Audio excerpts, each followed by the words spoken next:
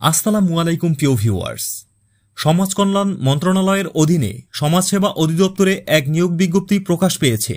বাংলাদেশের সকল জেলার প্রার্থীরা আবেদন করতে পারবেন।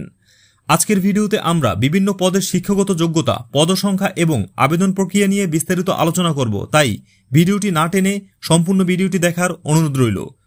প্রথম পদ সাইকো সোশ্যাল কাউন্সিলর, মাসিক বেতন 35,000 টাকা, পদসংখ্যা 21টি। প্রয়োজনীয় যোগ্যতায় বলা হয়েছে কোনো স্বীকৃত বিশ্ববিদ্যালয় হতে সাইকোলজি, ক্লিনিক্যাল সাইকোলজি বিষয়ে স্নাতকোত্তর অথবা 4 বছর মেয়াদী স্নাতক সম্মান ডিগ্রি। এক্ষেত্রে সাইকো সোশ্যাল কাউন্সেলিং, শিশু সুরক্ষা বিষয়ক কাজে অনন্য 3 বছরের বাস্তব কর্ম অভিজ্ঞতা অতিরিক্ত যোগ্যতা হিসাবে বিবেচিত হবে। পরবর্তী পদ শিশু সুরক্ষা সমাজকর্মী, মাসিক বেতন 25,000 টাকা, পদসংখ্যা 287টি।